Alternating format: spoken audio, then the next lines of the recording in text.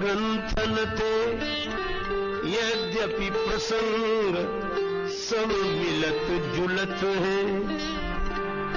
प्रेमी वन नाचे जाचे भक्ति सिय राघव की, द्रग खोली बाचे द्रग ही के खुलत है। चित्त में राजेश चढ़े रंग सत्संगति को, मानस पढ़े ते मेले मानस भुलत है। राम गुण गायक अनेक कवि वृंद, किंतु तुलसी की तुलना में को ना तुलत है। तुलसी की तुलना में को ना तुलत है। बोलो श्री तुलसीदास जी महाराज की।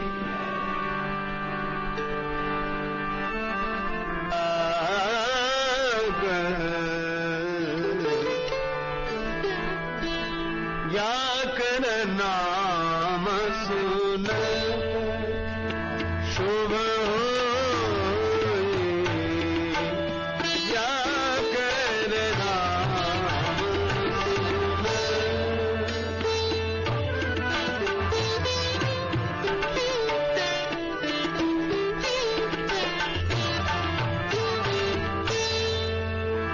मोरे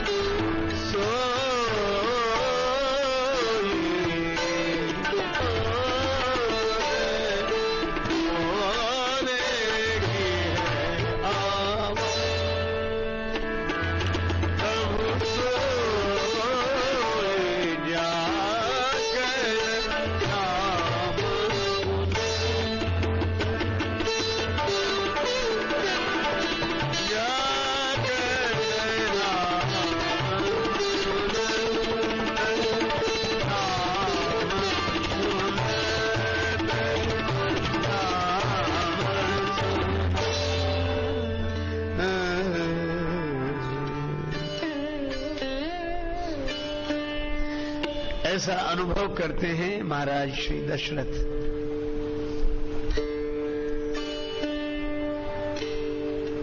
जिनके नाम का स्मरण करने से ही नहीं, श्रवण करने से। जिनके नाम का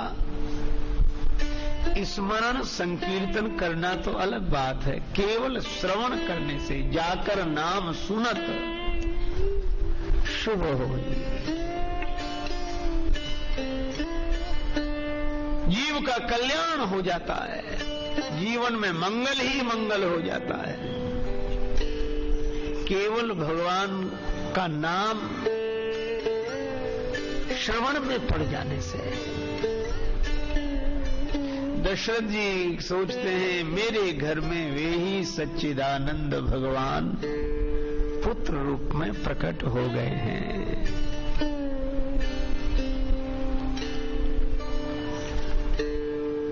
आप लोग बड़ी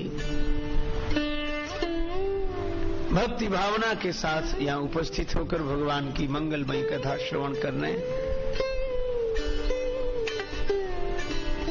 संत महापुरुष उपस्थित हैं, विद्वज्जन उपस्थित हैं, हमारे परमादरणीय परम विद्वान और भक्त हृदय आदरणीय श्री कृष्णकांत चतुर्वेदी जी विराजमान है। हम लोग रामचरितमानस को इस कथा प्रसंग के माध्यम से ऐसे ही देखें कि श्री तुलसीदास जी इस ग्रंथ के द्वारा क्या कहना चाहते हैं। तो वे यही कहते हैं, यही आदि मध्य अवसाना प्रभु प्रतिपाद्य राम भगवान। रामचरितमानस इसका प्रतिपाद्य विषय एक ही है कि श्री राम सच्चिदानंद ब्रह्म है। और यही कारण है कि भगवान आद्य शंकराचार्य ने ब्रह्म के स्वरूप का जिस ढंग से प्रतिपादन किया है, हमारे श्री पूज्य चरण संत श्री तुलसीदास जी महाराज भी उसी ढंग से यन माया वशवर्ति विश्वमखिलम ब्रह्मादि देवासुरा यत् सत्वाद मृषैव भाति सकलम रज्जौ यथा हेरभ्रमा। यन माया वशवर्ति विश्वमखिलम, अखिल विश्व जिनकी माया के वश में होकर वैसे ही वर्त रहा है। कैसे? बोले जैसे रस्सी में सर्प की भ्रांति, रज्जौ यथा हेरभ्रमा।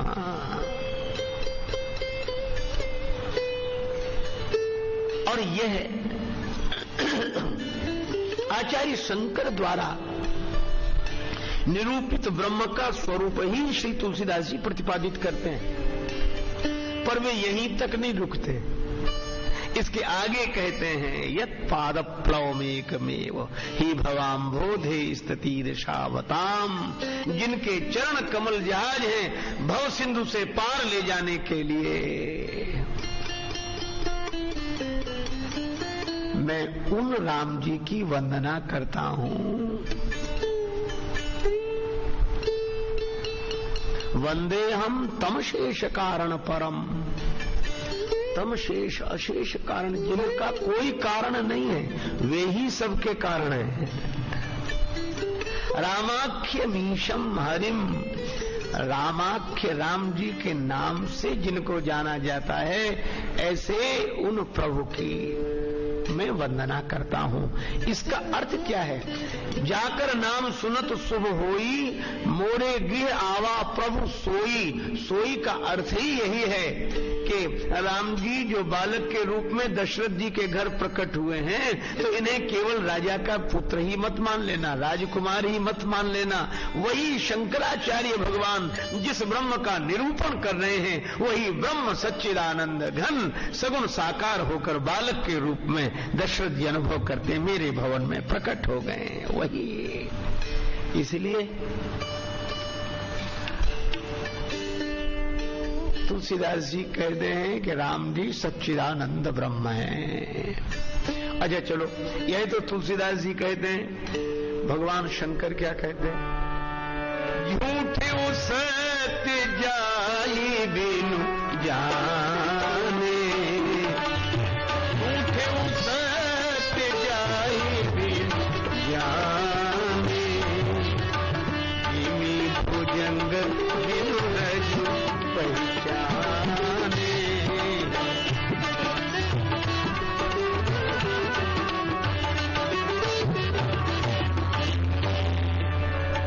जासु सत्य का जड़ माया, आस सत्य इव मोह सहाया।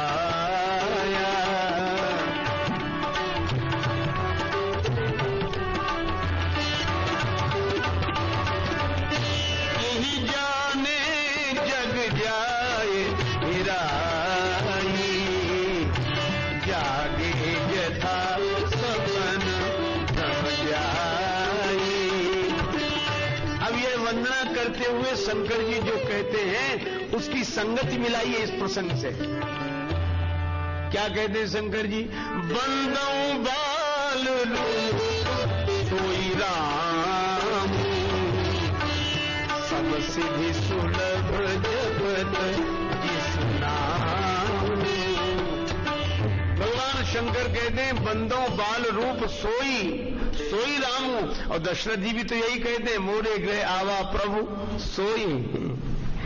अच्छा, शंकर जी ने एक बार नहीं कहा, कई बार, 5 बार कहा। क्यों कहा 5 बार? क्योंकि पंचानन है। भगवान शंकर पंचानन है। और शंकर जी की बात झूठी नहीं हो सकती। क्यों नहीं हो सकती? हमारे यहां सत्य का एक ही प्रमाण माना जाता है। गंगा जी की सौगंध करो, गंगा जली हाथ में लो और गंगा जली हाथ में लेकर सौगंध करो कि हम सही बोल रहे हैं। शंकर जी बोले हम तो गंगा जी को सिर पर ही रखकर बोलते हैं, हाथ में उठाने की आवश्यकता नहीं, गंगा जी को सिर पर रख, इसलिए असत्य का प्रश्न ही नहीं है। अच्छा, आप क्या बोल रहे हैं? तो एक बात तो आपने सुनाई कि जो सच्चिदानंद ब्रह्म है, जिसकी सत्ता से असत्य भी वैसे ही सत्य प्रतीत होता है, जैसे रज्जु में सर्प की भ्रांति, वही ब्रह्म राम जी के रूप में सोई बंदों बाल रूप सोई रामू। एक बार फिर दूसरी बार विषय करन सुर जीव समेता,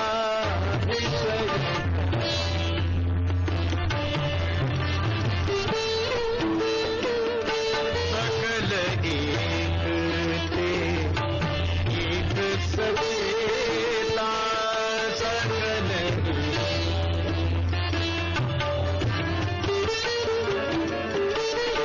सब कर परम प्रकाशक जोई, सब कर परम प्रकाशक जोई,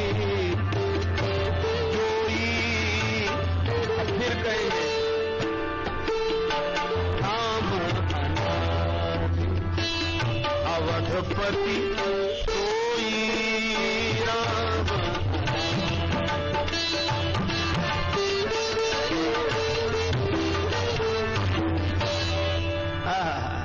राम अनादि अवधपति सोई।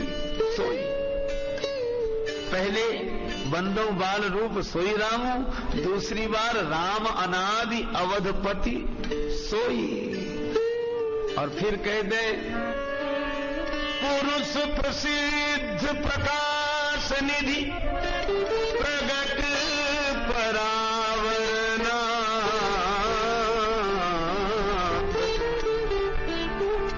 रघुकुल मणि मम स्वामी सोई, कही शिव नाय उमा।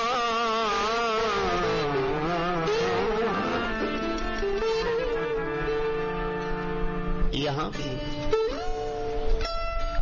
तीसरी बार भी वही कहा, रघुकुल मन मम स्वामी सोई। और चौथी बार कहते जासु कृपा अस धम मिट जाई,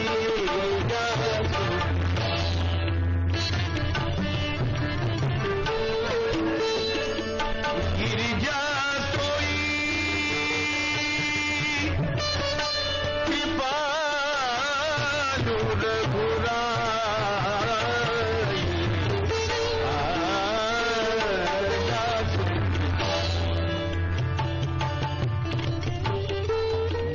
सोई कृपालु रघुराई। ये चौथी बार का। और पांचवी बार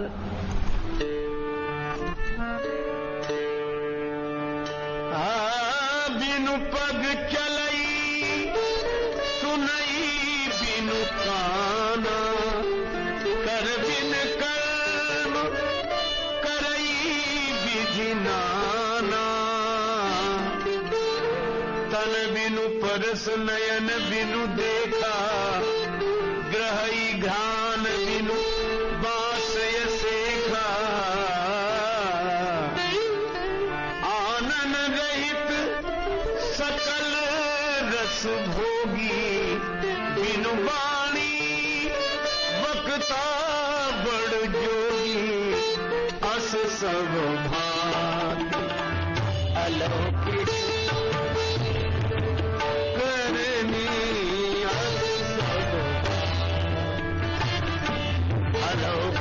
करनी, महिमा जाए नहीं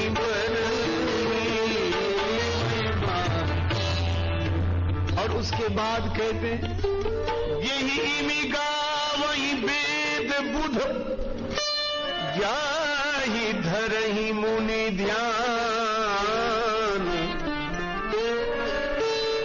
सोई दशरथ सुत भगत हित कौशलपति भगवान।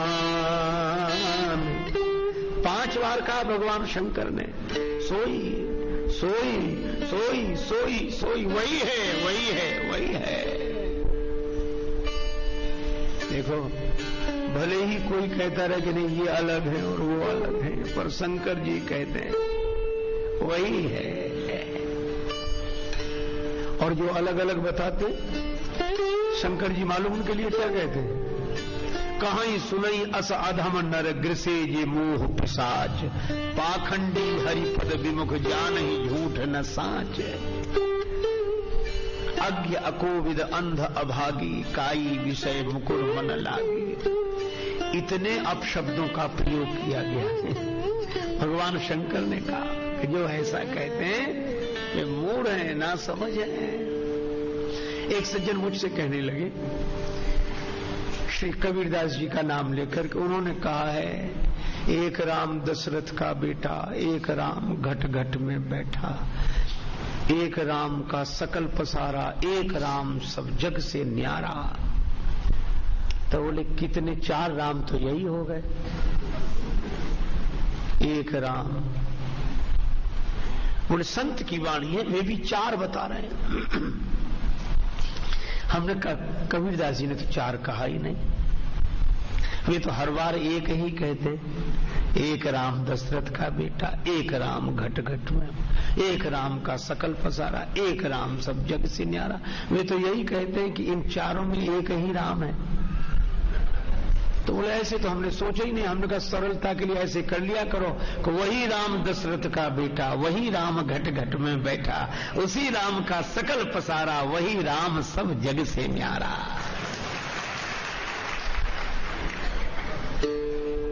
जथा अनेकन वेश धरि नृत्य करई नट कोय, और जोई सोई भाव दिखावई आपुन होय न सोय। लेकिन है वही। और शंकर जी बोले पार्वती जी इस अवतार में भी, आपके इस जन्म में भी मैं कह रहा हूं रघुकुल मन मम स्वामी सोई। और अगर याद हो तो पिछले जन्म में भी मैंने यही कहा था जब आप सती रूप में थे। क्या?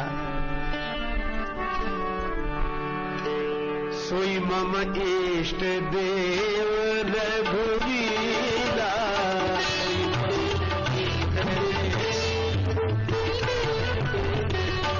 सेवक जाहि सदा मुनि धीरा।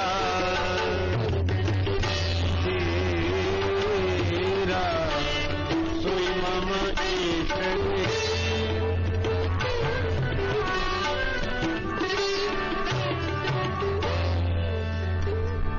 इसलिए भाई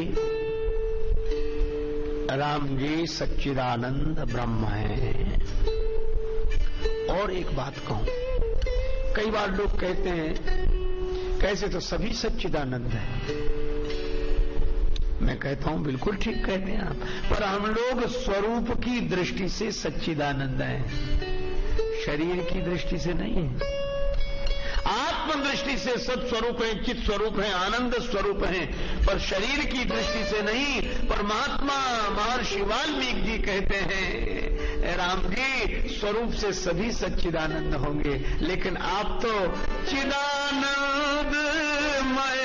देह तुम्हारी विगत विकार ज्ञान अधिकारी। भगवान तो अपने कमल कोमल कमनीय कलेवर से भी सच्चिदानंद है। इसलिए राम जी हैं सच्चिदानंद, स्वरूप से नहीं रूप से भी। और इसीलिए तो श्रीमद् भागवतकार भगवान श्री कृष्ण के लिए भी यही कहते हैं सच्चिदानंद रूपाय, स्वरूप ही नहीं रूपाय, सच्चिदानंद रूपाय, रूप से भी सच्चिदानंद है। इसीलिए तो एक भक्त ने कहा, सुन सखी कौतुक में कम नंद निकेतांगणे मया दृष्टम। हे सखी, एक कौतुक की बात सुनो, नंद जी के आंगन में मैंने देखा अधरों पर मधुर मुस्कान, नवनील कमल की आभा को भी चुरा लेने वाली, दिव्य वपुष की शोभा, कुंचित केस राशि, कमर में करधनी, पग में पैजनी, और मुस्कुराकर जो नृत्य करने वाले नंद नंदन है ना, जानते हो कौन है? का नृत्यति वेदांत सिद्धांत, वेदांत का जो सिद्धांत है, प्रतिपाद्य विषय, वह ब्रह्म ही मूर्तिमान होकर नृत्य कर रहा है। इसलिए भक्त लोग गाते, कौन पावे या को पार, प्रेम नदिया की सदा उल्टी बहे धार।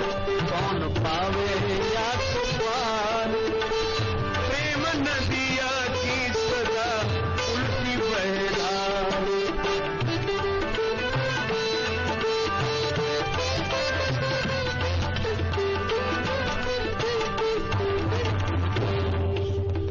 इसी पद्य में कहा गया, सुनाऊं एक बात अनमेल, ब्रह्म निराकार दयो गोकुल में खेल। नंद यशोदा के द्वार, प्रेम नदिया की सदा उल्टी बहे धार। कौन पावे या को पार, प्रेम नदिया की सदा उल्टी बहे धार।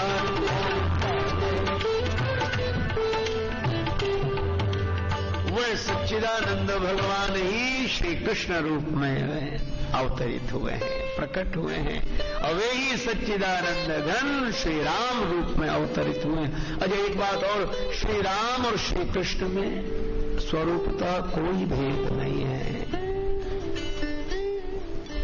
हम ऐसी चर्चा कर रहे थे, एक सज्जन बोले भेद है। हमने कहा काहे का? बोले 12 कला का, 16 कला का। पता नहीं लोगों ने कैसी कैसी धारणाएं बना रखी। बोले श्री कृष्ण जी 16 कला के और राम जी 12 कला के। तो हमने कहा श्री कृष्ण जी में वो 4 कलाएं कौन सी ज्यादा है और राम जी में कौन सी कम है? वो 4 हिसाब लगाया है क्या कभी? बोले नहीं, कुछ नहीं, बस ऐसे ही है। अरे भैया, आप मर्मज्ञ जन हैं, ऐसा कुछ नहीं है। ये कहा क्यों गया? अरे सीधी सी बात है, भगवान श्री कृष्ण प्रकट हुए चंद्रवंश में और भगवान श्री राम ने अवतार लिया सूर्य वंश में। सूर्य 12 राशियों पर जाता है, 12 राशियों से संबंध है। चंद्रमा का 16 कलाओं से संबंध, यही 12 कला 16 कला।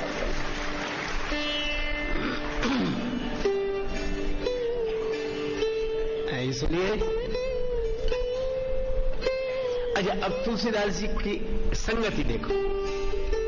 अगर कहा गया सच्चिदानंद रूपाय श्री कृष्ण को, तो तुलसीदास जी कहते राम सच्चिदानंद दिनेशा, नहीं तो हम मोह निशा लवलेशा। अगर श्री कृष्ण विश्वोत्पत्त्यादि हेतवे, विश्व की उत्पत्ति पालन प्रलय आदि में हेतु है, अर्थात ब्रह्मा विष्णु शिव जिनकी शक्ति से, जिनकी सत्ता से सृष्टि का उद्भव पालन और प्रलय संपादित करते हैं,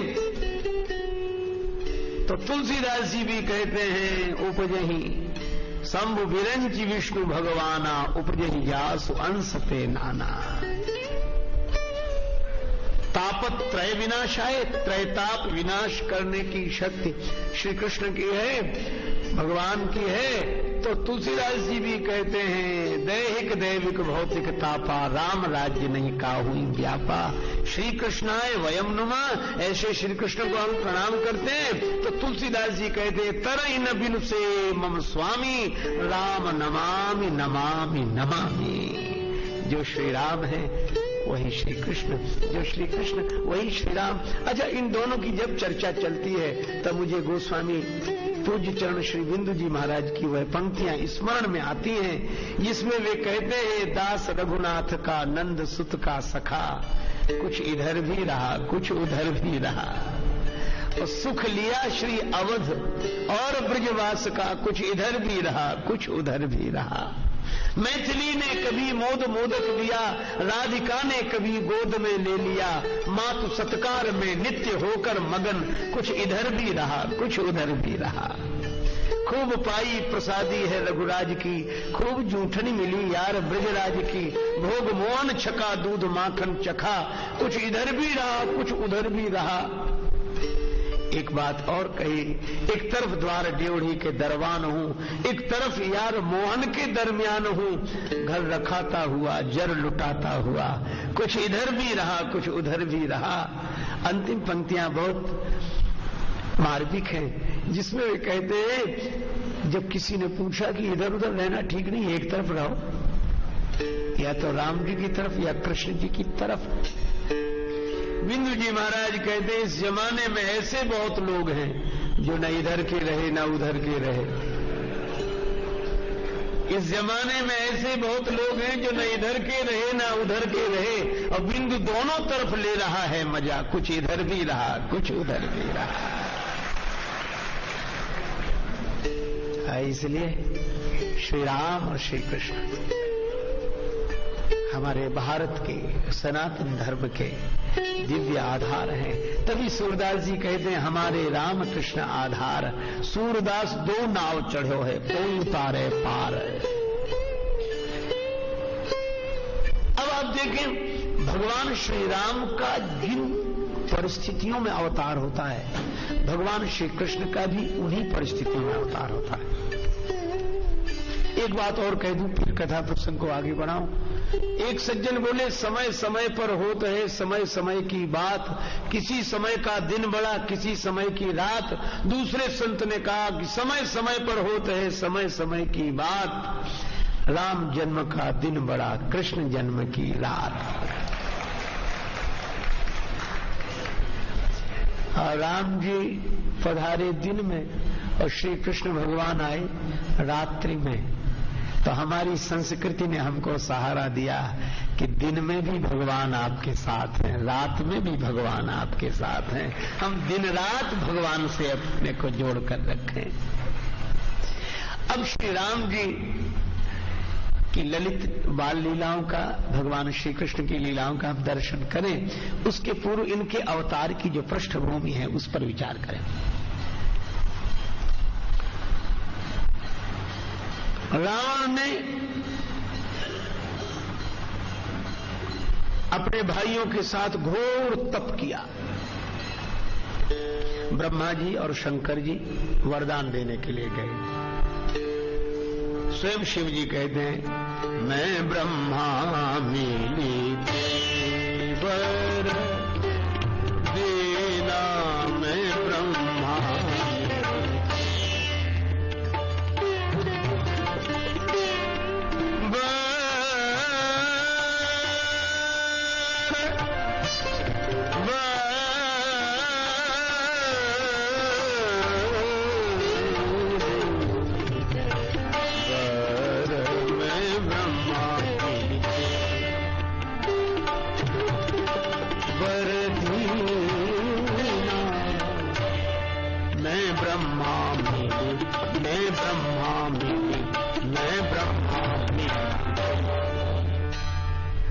शिव जी कहते हैं, मैंने और ब्रह्मा जी ने मिलकर वरदान दिया।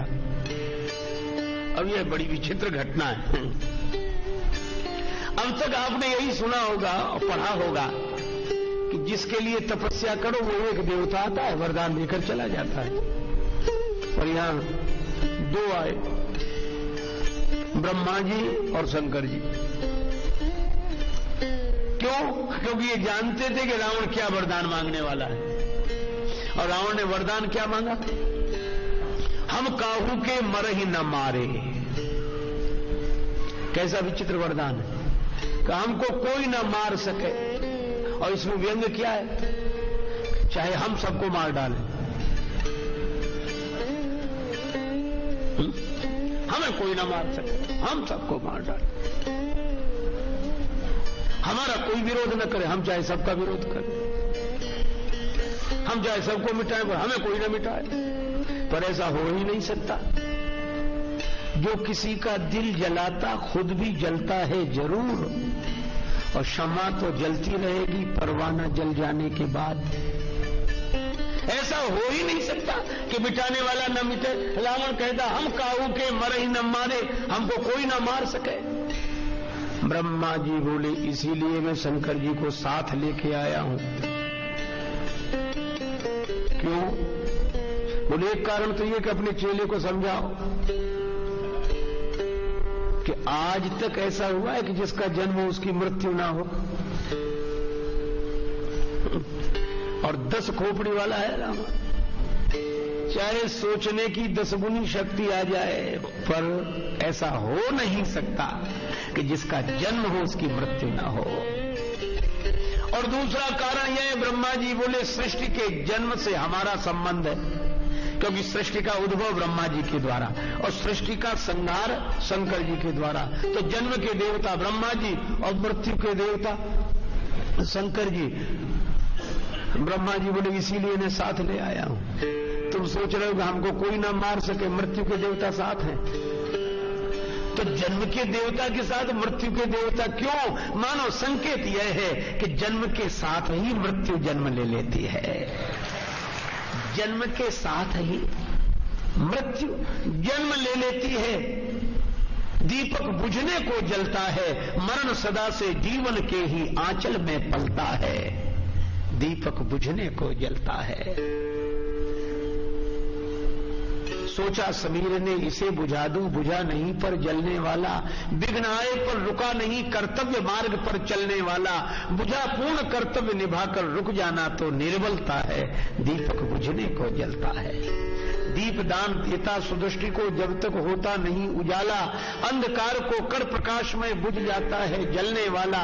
बनकर मिटना विधि विधान है, नहीं कभी भी यह टलता है। दीपक बुझने को जलता है। राजेश पूर्ण निष्काम भावयुक्त सेवा ही सच्चा साधन है। परहित ही प्रभु की पूजा है, यही दीप का जीवन धन है। प्रकृति नियम अनुसार दीप क्या सूरज भी ढलता है। दीपक बुझने को जलता है। मरण सदा से जीवन के ही आंचल में पलता है। अच्छा एक बात है, हम लोग धीरे धीरे मरने को ही जीना समझते हैं। जन्म तो हो गया, अब तो मरना शुरू है। एक जगह जन्मोत्सव मनाया जा रहा था, बड़ा उत्साह मनाना चाहिए, लेकिन जन्मोत्सव इसलिए मनावें कि एक तो भगवान की कृपा का स्मरण करें। जब जन्म तिथि और जन्मोत्सव मनावे तो यह जरूर सोचें, हरि तुम बहुत अनुग्रह कीन हो। साधन धाम विबुध दुर्लभ, तनु मोहि कृपा करी दीन हो। भगवान अगर तुम जन्म ही न देते तो जन्म दिवस कौन मनाता? आपकी बड़ी कृपा। तो एक तो जन्मदिन के दिन जन्म देने वाले का भक्ति पूर्वक श्रद्धा पूर्वक स्मरण करना चाहिए। और दूसरी बात, वर्षगांठ बोलते हैं, से एक महात्मा बोले यह भी सोचना चाहिए कि वर्षगांठ की गांठ में बरस गांठ का जाए। एक वर्ष जो गांठ में था वो भी चला गया। अरे भाई देखो, ब्रह्मा जी बोले इसीलिए हम शंकर जी को लेकर आए कि जन्म के साथ मृत्यु उपस्थित रहती है। सुख पाता रहा जो सदा जग में, उसे आखिर में दुख पाना पड़ा। पछताया नहीं जो कभी भी कहीं, उसे अंत समय पछताना पड़ा। कोई फूल न बाग में ऐसा खिला, खिलके न जिसे मुरझाना पड़ा। विधि का यह अटल विधान रहा, जिसे आना पड़ा उसे जाना पड़ा। रावण बोला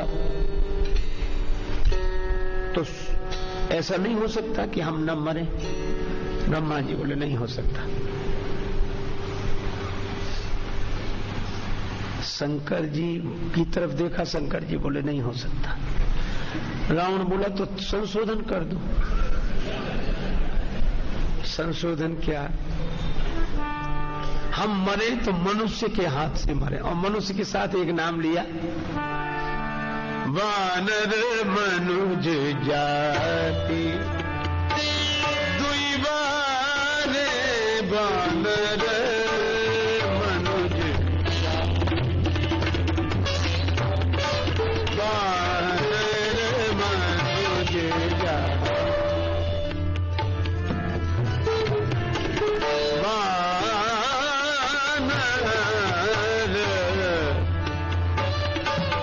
मनुज जाति जाति मनुज जाति जाति मनुज जाति जाति कोई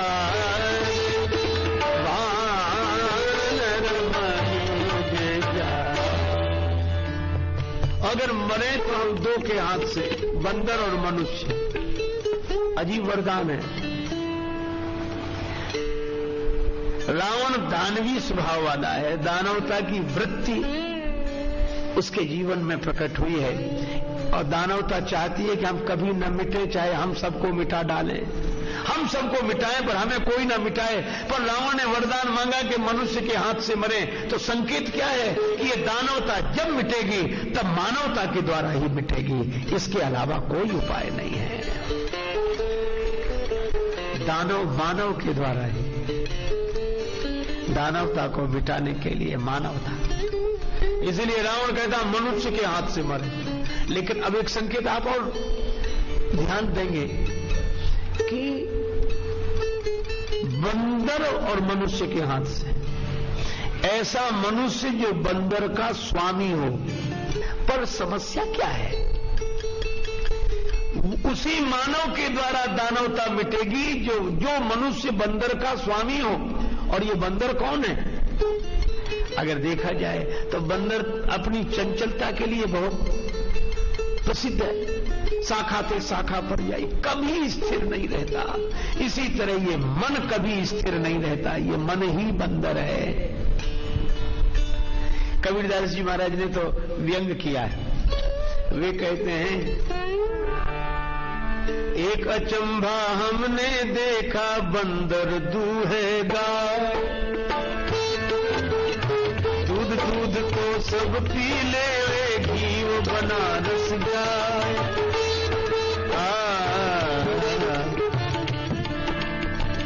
अद्भुत सत्संग है। अटपट ज्ञान कबीर का झटपट लखा न जाए, जो या को झटपट लखे सब खटपट मिट जाए। कबीरदास जी कहते एक अचंबा हमने देखा, बंदर गाय को दूह रहा है और दूध तो सब पी लेता है, घी बनारस चला जाता है। हो गया सत्संग। लोगों ने कहा कुछ समझ में नहीं आया, पर बड़ी अद्भुत बात कही। बंदर गाय को दो रहा है, गौ माता को बोलते हैं, और गो नाम इंद्रियों का भी है, गोचर। तो गो नाम है इंद्रियों का, और मन है बंदर। ये मन रूपी बंदर गौ रूपी इंद्रियों का दोहन कर रहा है, इनकी शक्ति को दोह रहा। आंख कहती अब थक गए देखते देखते, मन कहता तुम थकी, आप थोड़ी थके, और देखो। आंख झपकती है बार बार, मन कहता है पानी के छींटे दो, जरा आलस दूर को, और देखो। इसकी जो शक्ति है इसको दिन दिन छीन कर रहा मन ही। तो कान कहते हैं अब नहीं, थोड़ा और सुनो। तो ये इंद्रियों की शक्ति का दोहन कर रहा है, इंद्रियों को दोह रहा है। और दूध तो सब पी ले। दूध पी लेने का मतलब यौवन की जो शक्ति थी वह तो ये सब पी जाता है। अब बिना दूध का घी वो बनारस चला जाता है। तो बिना दूध का घी का अर्थ बिना शक्ति का जीवन।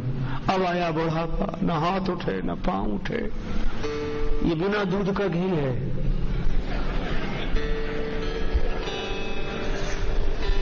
बुढ़ापे में कहां चले जाते? बोला चलो काशी चले, मरेंगे तो मुक्ति मिलेगी, वहीं चलेंगे। तो मेरा यह आशय नहीं है कि काशी में शरीर छोड़ने से मुक्ति नहीं मिलती। हमारा यह दृढ़ विश्वास है, भगवान शिव कभी असत्य नहीं कहेंगे। मैंने पहले भी कहा, काशी मरत जंतु अवलोकी, जासु नाम बल करो विशो की। लेकिन काशी में शरीर छोड़ने से मुक्ति तो मिलेगी, पर अगर यौवन की शक्ति रहते रहते मन को बस में कर लिया होता तो जीवन मुक्ति का भी आनंद मिलता।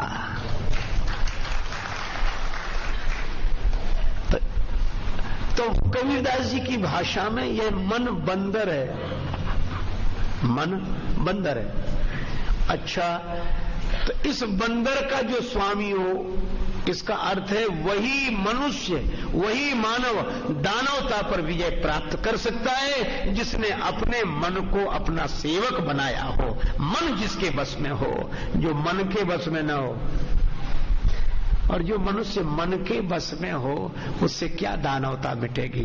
दानवता तो उससे मिटेगी मन जिसके बस में हो। इसलिए हमारे राम जी वानर के स्वामी हैं, हनुमान जी के स्वामी हैं, और हनुमान जी के नहीं, जितने वानर हैं सबके स्वामी हैं। ये मन की जितनी चंचल वृत्तियां, जो सबका स्वामी हो, ऐसे मानव के अवतरण से ही दानवता मिटेगी।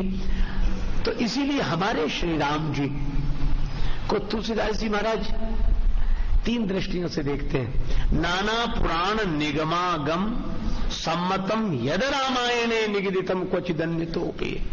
ये वेद, पुराण और आगम, निगम, आगम और पुराण। और मुझे लगता है कि निगम की दृष्टि से, पुराण की दृष्टि से और आगम की दृष्टि से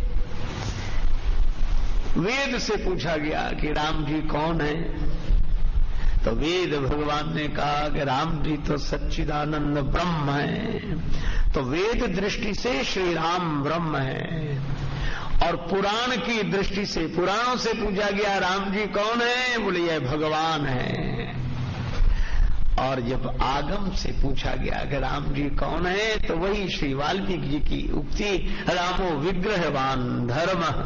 राम जी तो साक्षात धर्म मूर्ति हैं। तो व्यवस्था की दृष्टि से राम जी धर्मावतार आदर्श मानव के रूप में प्रकट हुए हैं। वेदों की दृष्टि से सच्चिदानंद ब्रह्म प्रकट हुए हैं। और पुराणों की दृष्टि से, भाव की दृष्टि देखो तो राम जी भगवान कहकर बालक के रूप में प्रकट हुए हैं। ये धरती मृत्यु लोग कोई मार डालेगा। रावण बोला कि हाँ, मनुष्य के हाथ से मरना तो सरल है, लेकिन किसी का मनुष्य बनना तो कठिन है।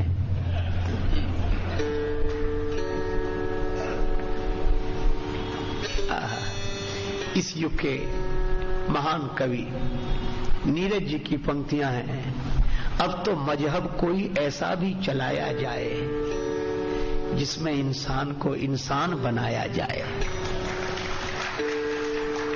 रावण बोला कि मैं किसी को मनुष्य रहने ही नहीं दूंगा।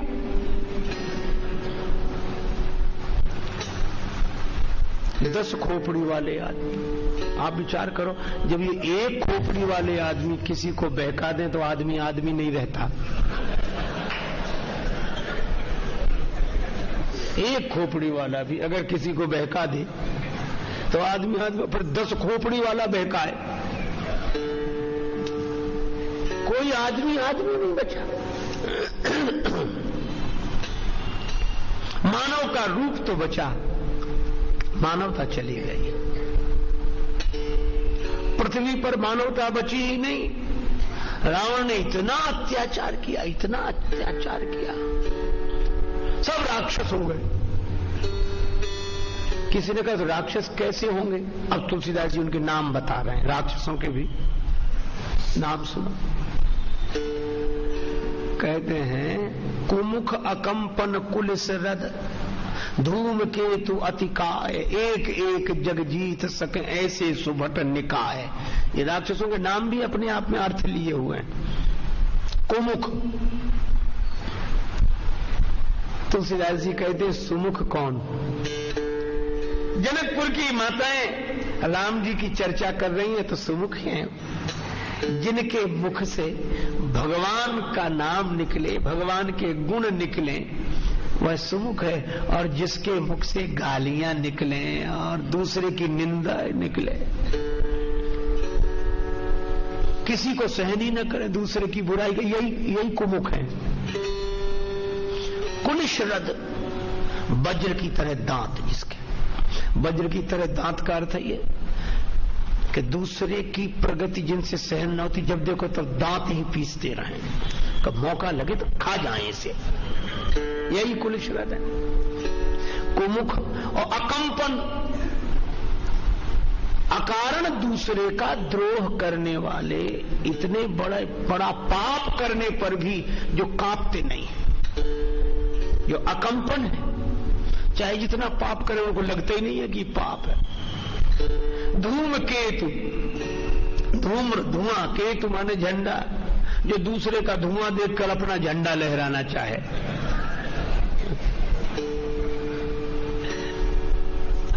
अतिकाय, हम लोग अति, काय में भी अति।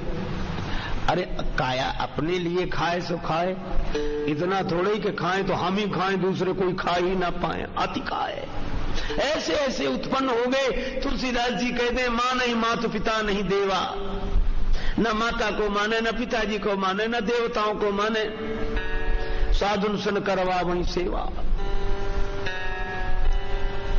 सज्जनों की सेवा न करे, सज्जनों को अपनी सेवा में नियुक्त करे। तुलसीदास जी कहते हैं, जिनके यह आचरण भवानी, भगवान शंकर ने कहा, ते जानव निश्चर सम प्राणी, त्राहि त्राहि त्राहि, बच गई। और तब पृथ्वी अकुलाने लगी।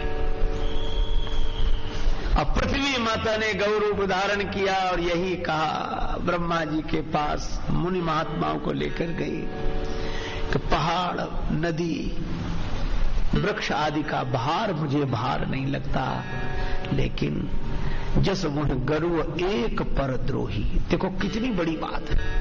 यहां तक कहा पृथ्वी माता ने कि अनेक पर्वतों का भार मेरे लिए भार नहीं, अनेक समुद्रों का भार मेरे लिए भार नहीं, अनेक वृक्षों का, वनों का भार मेरे लिए भार नहीं, ये अनेक हो तो भी भार नहीं, लेकिन दूसरे का अकारण विरोध करने वाला अगर एक हो तो वह पृथ्वी का भार है। जस मुह गरु एक पर द्रोही, एक। इसीलिए मैं आपकी शरण में आई हूं। ब्रह्मा जी बोले, मैं सब जानता हूं लेकिन कर कुछ नहीं सकता। कौन कर सकता है? बुद्धि के देवता हैं ब्रह्मा जी। इसका अर्थ है बुद्धि भी कुछ नहीं कर सकती, समझती तो है। आज आप देखो, सब बुद्धिमान, सब समझते हैं, गलत बात है, ऐसे नहीं करना चाहिए, गलत बात, लेकिन कर कुछ नहीं सकते।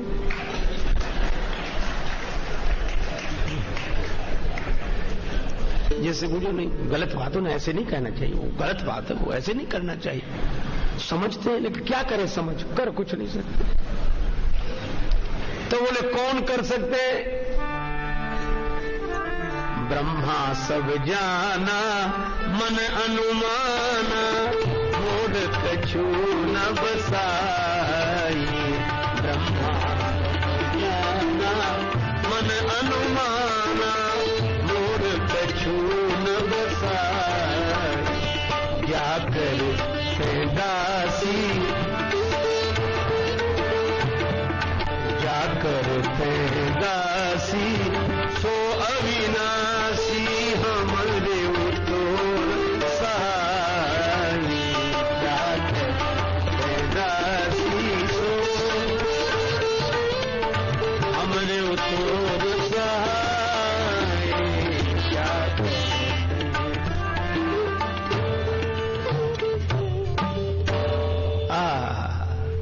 अद्भुत बात है। ब्रह्मा जी कहते भगवान ही तुम्हारा दुख दूर कर सकते हैं पृथ्वी।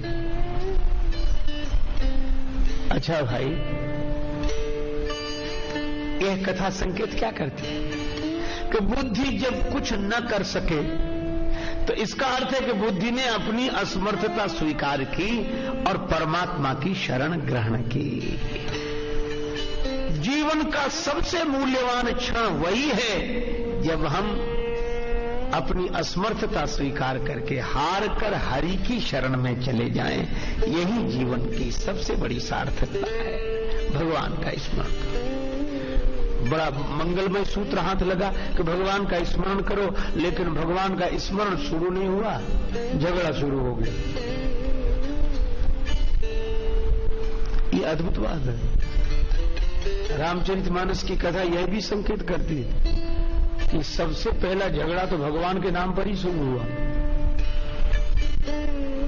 जिनको झगड़ा करना होता वे भी भगवान का नाम लेने लगते। झगड़ा क्यों शुरू हुआ? बोले भगवान कहां मिलेंगे, वही प्रार्थना पत्र लेकर चला जाए। एक बोले वैकुंठ में चलो, दूसरे बोले वैकुंठ नहीं, आजकल क्षीर सागर में रहते हैं भगवान, वहां चलो। अब कोई कहे वैकुंठ में चलो, कोई कहे क्षीर सागर में चलो। एक दल हो तो दल, दो दल हो जाए तो दल दल, और दल दल से निकलना आसान है क्या?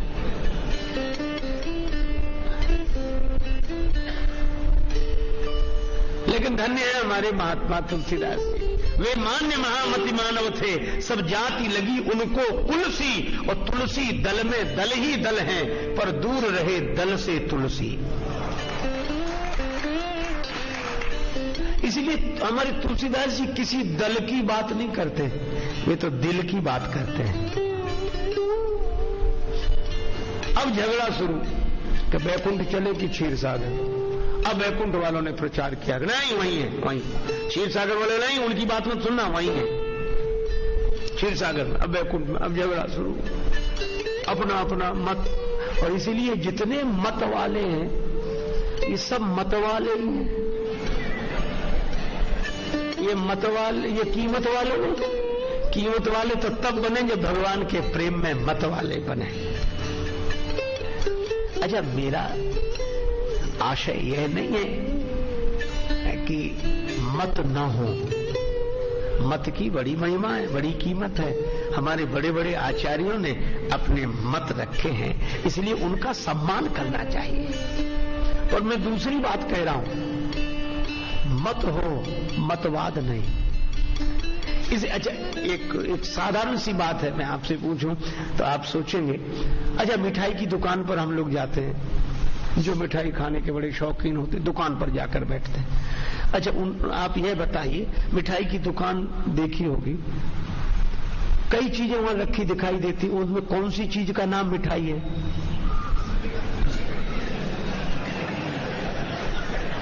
कौन सी चीज का नाम मिठाई है?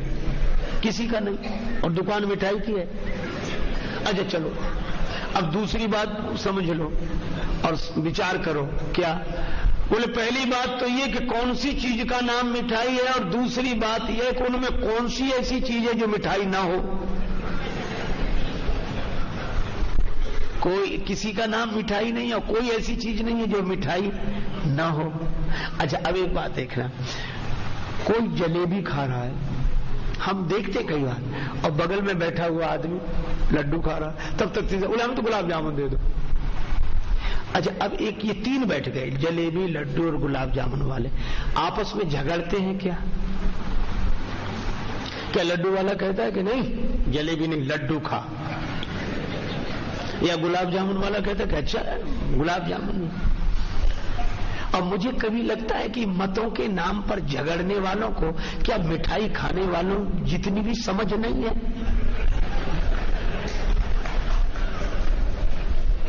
अरे गुलाब जामुन भी मिठाई है, जलेबी भी मिठाई है, लड्डू भी मिठाई है, तो उस मिठाई को कोई जलेबी के रूप में ग्रहण कर रहा है, कोई लड्डू के रूप में ग्रहण कर रहा है, कोई गुलाब जामुन के रूप में ग्रहण कर रहा है, तो कठिनाई क्या है? हमारी सनातन संस्कृति का संदेश भी यही है कि हमारा वही परम तत्व जब अवतार लेता है तो कोई कृष्ण के रूप में उसका स्वाद ले रहा है, कोई राम जी के रूप में उसका स्वाद ले रहा है, जिसकी जहां निष्ठा है, कोई आत्मज्ञानी होकर आत्म रूप में उसका स्वाद ले रहा है, तो सब उसी एक परम सत्ता से जुड़े हुए हैं। काहे को झगड़ा, काहे को हैरानी परेशानी? लेकिन अब यहां तो दो दल बन ही गए, बैकुंठ वाले और क्षीर सागर वाले, बैकुंठ वाले और क्षीर सागर वाले। और झगड़ा खत्म ना हो, प्रार्थना शुरू नहीं हुई। कई बार तो जिंदगी झगड़े में चली जाती, प्रार्थना शुरू ही नहीं हो पाती। गड़बड़ी क्या है? केवल मुझे कभी कभी लगता है कि अगर एक अक्षर का परिवर्तन हम करें, शब्द भी नहीं, एक अक्षर की बात अगर हम लोग मान सकें तो सारे झगड़े खत्म हो जाए। ही की जगह भी लगा लें।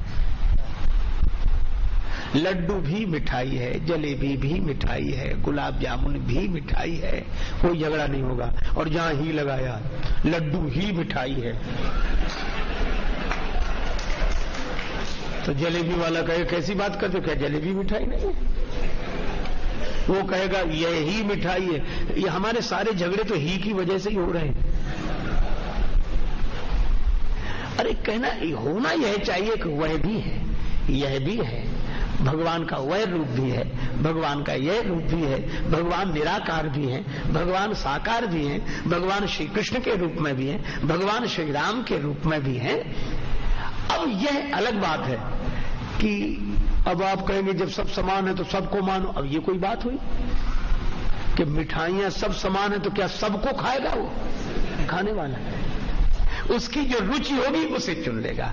इसी तरह हमारे सनातन धर्म की सबसे बड़ी विशेषता यह है कि हमारे यहाँ भगवान के इतने रूप हैं, हमारे यहाँ भगवान को अनेक रूपों में देखा गया है और यह स्वतंत्रता दी गई है कि तुम किसी भी रूप में भगवान को चुनकर उनकी उपासना करो, तुम्हें जीवन का वही परम तत्व मिलेगा जिसके लिए तुम्हारा जन्म हुआ है। और मुझे बड़ा गर्व है कि यह संदेश केवल हमारी हिंदू संस्कृति में सनातन धर्म ने दिया है।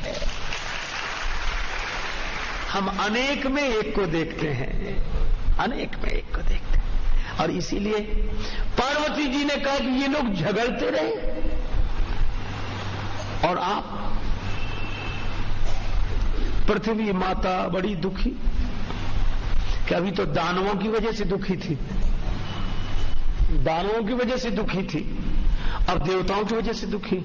दानव लड़े तो समझ में आता है कि भाई दानवों में तो देवता लड़ रहे। और पार्वती जी ने कहा कि देव झगड़ते रहे और महादेव आप बैठे रहे। आप महादेव, आप ऐसा न सोचो कि दानव ही आपस में झगड़ते, देवता और ज्यादा झगड़ते। तो इसीलिए तो भगवान की प्रार्थना ही शुरू नहीं हो पा रही थी। तब भगवान शंकर ने कहा कि पार्वती हम बोलते तो, लेकिन ये आपस में झगड़ने वाले सुनते हैं क्या किसी की? वो तो अपनी सुनाते हैं, वो किसी की नहीं सुनते। भगवान शंकर बोले लेकिन मैंने भी सोचा कि पहले इन्हें कोई बोल लेने तो, अभी कोई फायदा ही नहीं, सुनेंगे ही नहीं है। जब ये बोलते बोलते थक जाएं तब देखें। तब भगवान शिव कहते अवसर पाए, मौका मिला तो केवल एक वचन कहा, हरि व्यापक सर्वत्र समाना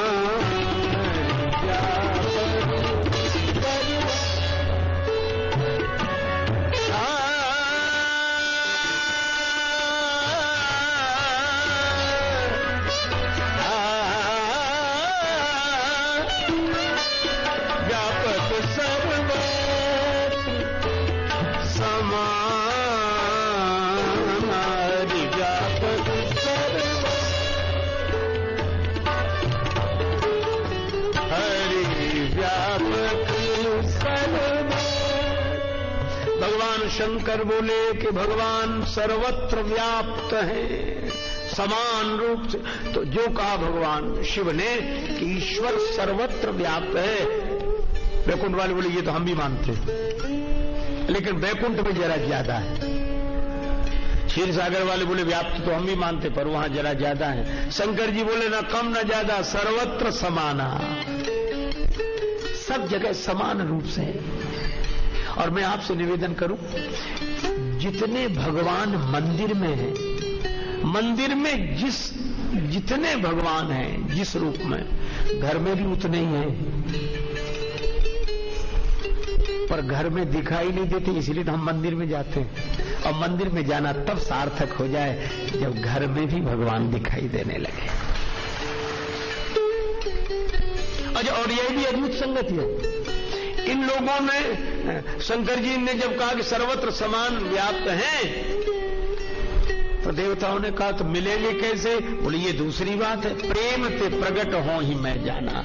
आप प्रेम पूर्वक पुकार कीजिए, भगवान वहीं मिलेंगे। और यह भी विलक्षणता देखो, क्या भगवान को पाने के लिए परिवारिक जन तो मंदिर में जाते, साधु जन वन में जाते। भगवान को पाने के लिए हम लोग मंदिर में जाते हैं और जो विरक्त हो जाते हैं वे वन में जाते हैं।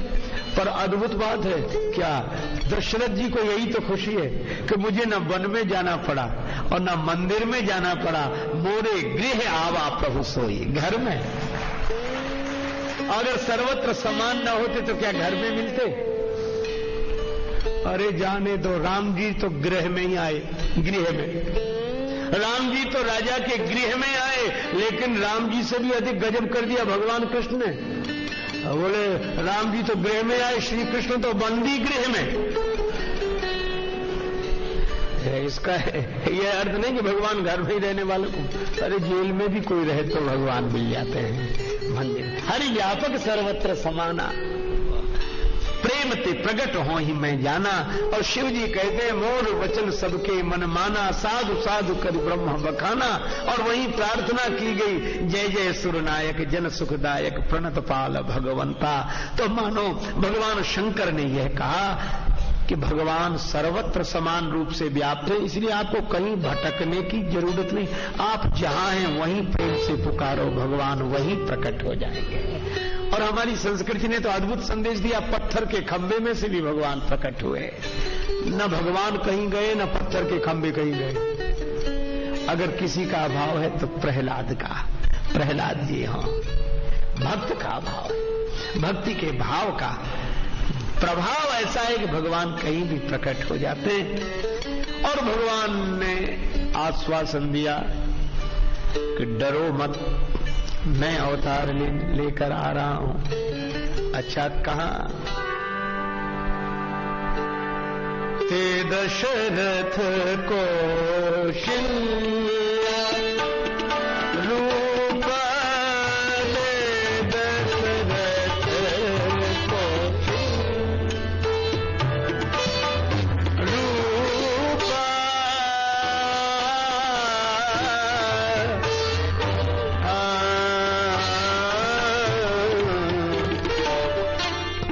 ते दशरथ कौशल्या।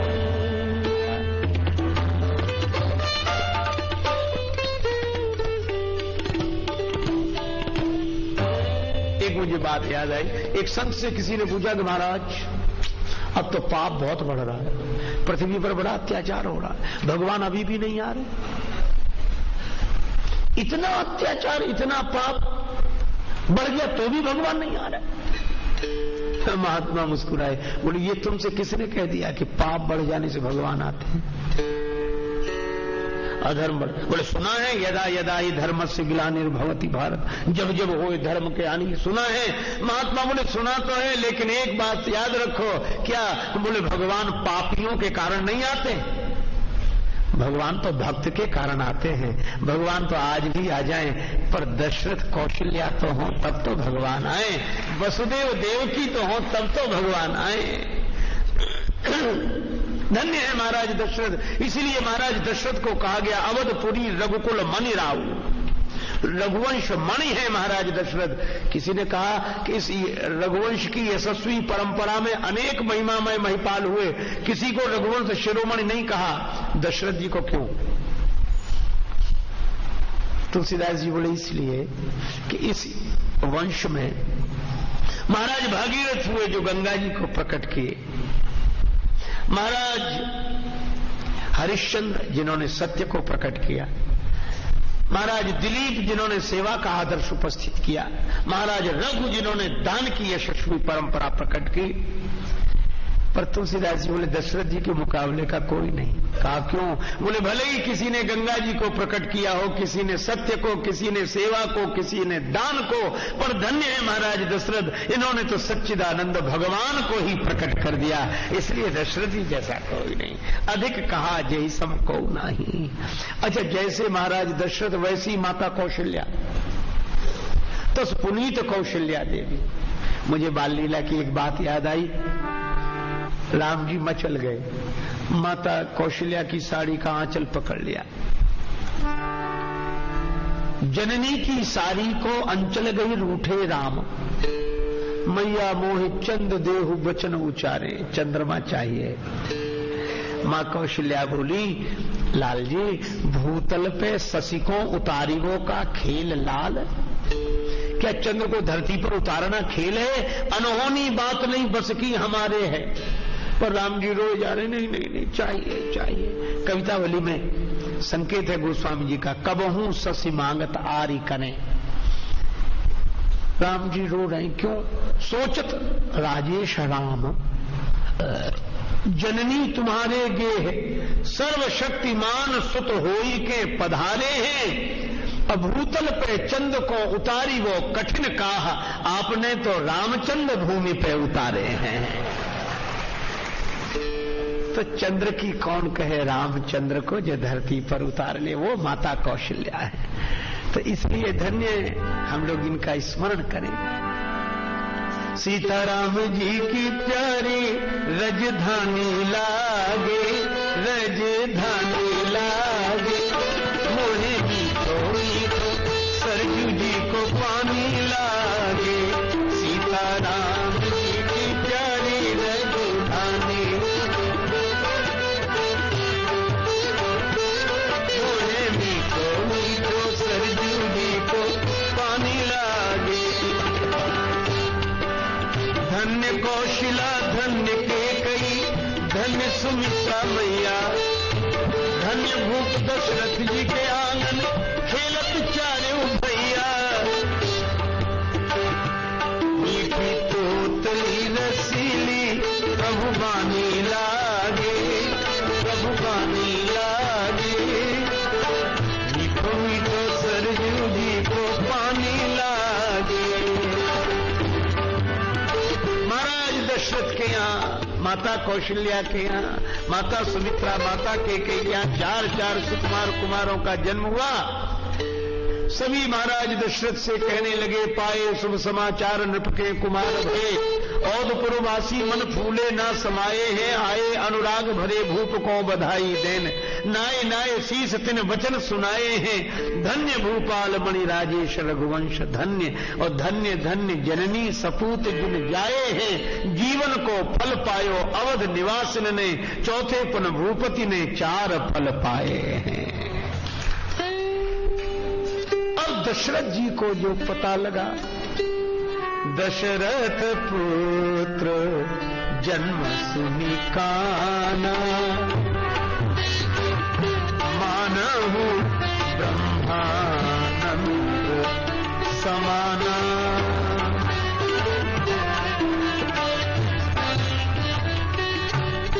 अब तुलसीदास जी बहुत सूक्ष्म संकेत देते कि दशरथ जी ने जब पुत्र जन्म का समाचार सुना तो मानव ब्रह्मानंद समाना। लेकिन ब्रह्मानंद ही नहीं, आगे एक बात और कही, परमानंद पूरी मन राजा। कैसे? बोले निर्गुण निराकार की अनुभूति होना ब्रह्मानंद है, और सगुण साकार का दर्शन प्राप्त होना परमानंद है। अब दशरथ जी सोचते हैं, जाकर नाम सुनत शुभ होई, मोरे गृह आवा प्रभु सोई। अब सोई की संगति मिला। यही दशरथ जी पूर्व जन्म में महाराज मनु थे, और क्या सोचते थे? उर अभिलाष निरंतर होई, देखिए नयन परम प्रभु सोई। मन रूप में सोच रहे थे, देखिए नयन परम प्रभु सोई। तो पिछले जन्म में जिसका दर्शन किया था, मोरे गृह आवा प्रभु सोई मोरे गृह आवा प्रभु सोई। तो राम जी प्रकट हुए महाराज दशरथ के जीवन में, अवधवासियों के जीवन में जब निराशा छा गई, दशरथ जी भी निराश हो गए। भय गिलानि मोरे सुत नाही, तो निराशा के उस अंधकार में गुरुदेव की कृपा से श्रृंगी ऋषि के द्वारा पुत्रेष्टि यज्ञ हुआ और भगवान प्रकट हुए। और इसी तरह भगवान श्री कृष्ण देखो, वसुदेव और देवकी जी कंस के द्वारा कारागार में डाल दिए गए हैं। हाथों में हथकड़ी, पांव में बेड़ी, कमर में श्रृंखला बांध रखी है, फाटक बंद है, ताले लगे हुए हैं, पहरेदार जाग रहे हैं। कितनी निराशा होगी, कल्पना करो। अच्छा, हाथ में हथकड़ी पड़ी हो तो अपना हाथ भी अपना साथ नहीं दे सकता, अपना पांव भी बेड़ी के कारण अपना साथ नहीं दे सकता। और इसीलिए रात्रि का अर्थ क्या, भगवान श्री कृष्ण अंधेरी रात में आए। और अंधेरी रात का अर्थ क्या है कि अंधेरी रात में अपना हाथ भी अपने को नहीं दिखाई देता। सूझ न आपन हाथ पसारा, और जब अपने हाथ का भी साथ छूट जाए तब भगवान कहते हैं कि चिंता मत करो, जब तुम्हारा हाथ भी तुम्हारा साथ न दे उस समय मैं प्रकट हो जाऊंगा। और इसका अर्थ यह भी है कि कितना भी जीवन में गहन अंधकार हो, निराशा की घनी अंधेरी रात्रि हो, भगवान का स्मरण मत छोड़ो। और एक बात यह भी, हम लोग सोचते हैं तो हम लोग तो बंधन में पड़े हैं महाराज, कहां भगवान के भजन को समय नहीं, फंसे रहते हैं। आप एक काम करो, विचार करो, वसुदेव देवकी जी से ज्यादा कोई फंसा हुआ हो सकता है? कितने बंधन, यहां इतने, हम लोग गृह में रह के भजन नहीं कर पाते हैं और इन्होंने बंदी गृह में रहकर भजन कर लिया। भगवान का स्मरण, इसका अर्थ यह है कि कैसी भी बंधन की घड़ी हो, आप तो भगवान का वंदन कीजिए। अच्छा, भगवान को पुकारना ये सर्वोत्तम साधन है। क्यों? भक्त जब पुकारता तो कहता प्रभु हमें तो पता नहीं है कि आप कहां हैं, पर आपको तो पता है कि हम कहां हैं, इसलिए हम पुकार रहे हैं, आप ही आ जाओ। और कितनी अद्भुत बात, भगवान इतने कृपालु हैं, इसीलिए श्रीमद् भागवतकार कहते हैं कम वा दयालुम शरणम ब्रजेम, और किसकी शरण में जाया जाए। भगवान कहते हैं अगर तुम बंधन तोड़कर मुझ तक नहीं आ सकते हो तो तुम अगर भाव बंधन तोड़कर मुझ तक नहीं आ सकते हो तो तुम्हारे भाव का बंधन स्वीकार करके मैं तुम्हारे पास आ जाता हूं। और आए, और भगवान ने क्या कहा, मैं निर्बल का बल, निर्धन का धन, दीन जनों का सहारा हूं, बंदी गृह वासिनी देवी सुनो, मैं अष्टम लाल तुम्हारा हूं। भगवान ने दर्शन दिया। एक बात और बस, भगवान बोले मैं गोकुल पहुंचाओ। वसुदेव जी की आंखों से आंसू बरसने लगे कि पहुंचाए तो वो जो पहुंच पाए, हम तो बंधन में पड़े हैं, हम कैसे पहुंचाएं। भगवान रो रहे, नहीं नहीं नहीं पहुंचाओ। और संकेत क्या था, भगवान ने कहा रे बंधन मत देखो, हाथों की हथकड़ी, पांव की बेड़ी, जेल के फाटक बंद, ताले लगे हुए, यह सब मत देखो, फिर मेरी ओर देखो। तो आपकी ओर देखने से लाभ, भगवान बोले तुम एक काम करो। क्या? बोले मुझे सिर पर बिठा लो किसी तरह, सारे बंधन अपने आप कट जाएंगे, अपने आप टूट जाएंगे। अब बसदेव जी सोचने लगे कि भगवान को बिठाएं किसमें। तो हमने संतों से, भक्तों से सुना है, आपने भी सुना होगा कि बसदेव जी ने भगवान को सूप में रख लिया। सूप अनाज साफ करने वाला घरेलू यंत्र, माताएं जिसमें अनाज डालती हैं और ऐसे ऐसे करती, कूड़ा करकट बाहर, आना उसमें रह जाता है। कबीरदास जी ने इसकी उपमा दी, साधु ऐसा चाहिए जैसे सूप सुभाए, सार सार को गही रहे, थोथा दे उड़ाए। लेकिन एक दूसरा यंत्र भी होता माताओं के पास घरों में, वो आटा साफ करने वाला चलनी।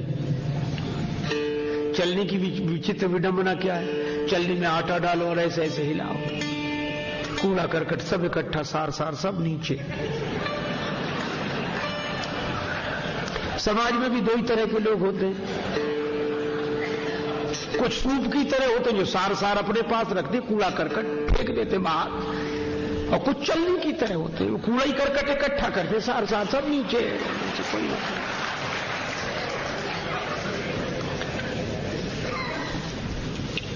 पर भगवान किस में रहे? चलनी में नहीं, सूप में। इसका अर्थ है कि भगवान सारग्राही बुद्धि में ही ठहरते हैं, ये दोष दर्शन करने वाली बुद्धि में भगवान नहीं ठहरते, सूप में। और सूप को लेकर जैसे ही वसुदेव जी ने सिर पर रखा, हाथों की हथकड़ी टूट गई, पांव की बेड़ी टूट गई, कमर की श्रृंखला टूट गई। अरे खड़े हुए तो फाटक खुल गए, ताले टूट गए, पहरेदार सो गए। हमारे श्री राम वृंदावन में लोग गाते हैं, गजब करी डारेरी या कारी कामरी वारे ने, गजब करी डारेरी या कारी कामरी वारे ने। मथुरा में अन जन्म लियो है, बड़ी विलक्षण लीला है भगवान की, कहीं जन्म कहीं जन्मोत्सव।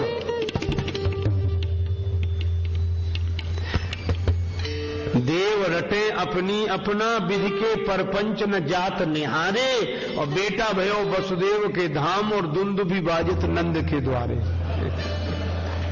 कहीं जन्मोत्सव। मथुरा में अन जन्म लियो है, मथुरा में अन जन्म,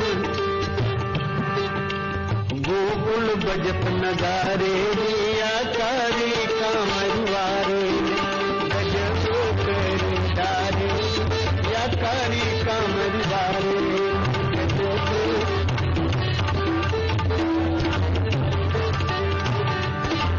सोए गए अक पहरे वाले, सोए गए अक पहरे वाले, या के आप ही खुल गए तारे रे, या कारी कामरवारे ने, गजब करी डारे रे, या कारी कामरवारे ने।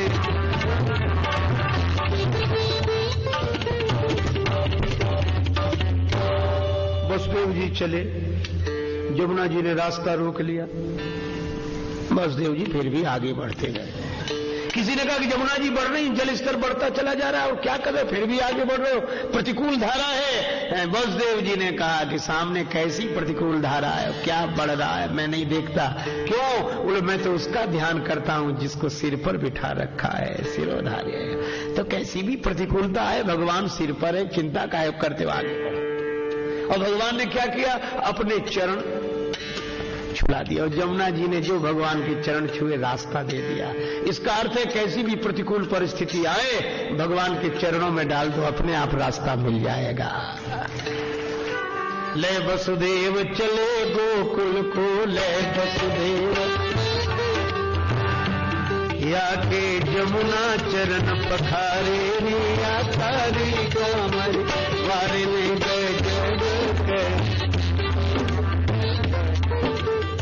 अंतिम बात, बस गए वसुदेव जी। भगवान की माया का भी जन्म उसी दिन, एक रात में दो जन्म हुए, एक मथुरा में एक गोकुल में। वसुदेव जी ने भगवान को छोड़ा और भगवान की माया को, योग माया सिर पे बिठाया। श्री कृष्ण रोने लगे। क्यों? बोले इसलिए रोए, भगवान को तब रोना आ जाता है जब कोई जीव भगवान को नीचे उतार कर भगवान की माया को सिरोधार्य करता है, तो भगवान को रोना आ जाता है। और यशोदा मैया सो रही थी, इसलिए श्री कृष्ण रो रहे। क्यों? बोले भगवान इतने पास और फिर भी कोई सोता रहे तो भगवान को रोना आ जाता है। और भगवान रोए क्यों? बोले ताकि यशोदा मैया जाग जाए। और हमें तो लगता है हमारे भगवान श्री कृष्ण ने जगाने का ही काम किया है। रो रो कर यशोदा मैया को जगाया, बांसुरी बजाकर गोपियों को जगाया और गीता का ज्ञान सुनाकर अर्जुन को जगाया। जगाने के लिए आए भगवान। और जब भगवान की माया को वसुदेव जी ने सिर पे रखा तो कहां आ गए? जहां से चले थे फिर वहीं आए। तो फिर फाटक बंद, ताले लग गए, पहरेदार जग गए, फिर हथकड़ी, फिर बेड़ी। इस कथा ने संकेत क्या दिया कि भगवान को सिर पर बिठाएंगे तो बंधन से मुक्त हो जाएंगे, और भगवान की माया को सिर पर बिठाएंगे तो बंधन में पड़ जाएंगे। और इसीलिए यह जो सच्चिदानंद भगवान है। एक सज्जन मुझसे बोले भगवान श्री कृष्ण रात में क्यों आए? तो हमने कहा कि चोर तो रात में ही आएंगे, दिन में थोड़ा ही आएंगे। तो वो बोले आप श्री कृष्ण को चोर कहते हैं? हमने कहा उनसे बड़ा चोर और कौन? चोर चोरी करता है, पकड़कर जहां बंद किया जाता है, ये तो प्रकट ही वही होती उसी जेल में। बोले उनको कोई पकड़ नहीं सका। हमने वो चोर कैसा जिसे कोई पकड़ ले?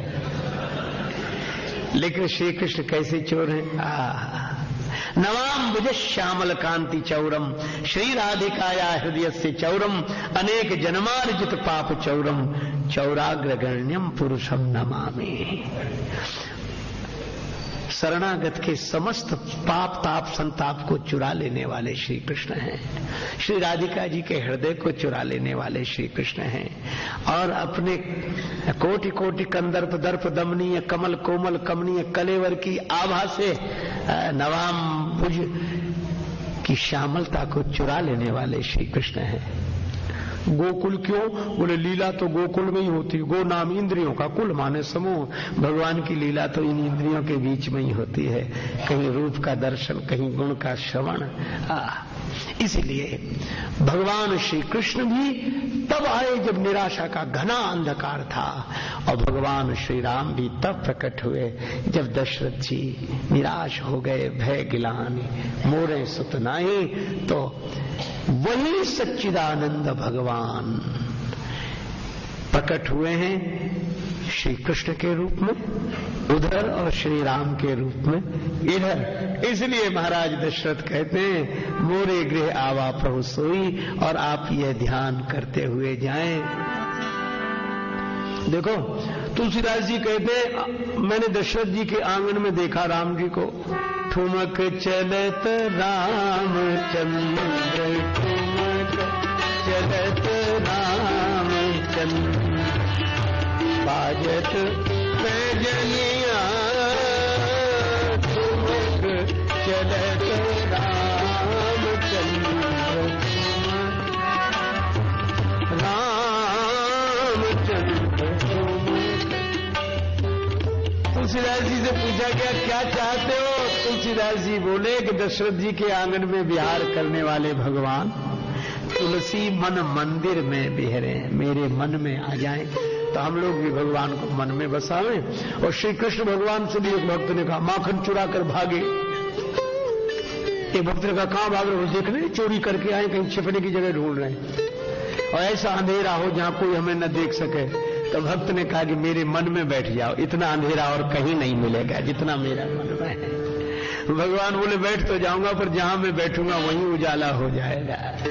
इसी तरह हम लोग भी भगवान की कथा सुनकर भगवान को अपने मन में बसाएं तो सचमुच हमारा जीवन धन्य हो जाए। और आप विचार करें कि राम रूप में, श्री कृष्ण रूप में जिनकी चर्चा सुनी, जिनका ध्यान किया, वे और कोई नहीं, वही है जिनको वेदों ने नेति नेति कह के ब्रह्म रूप में प्रतिपादित किया।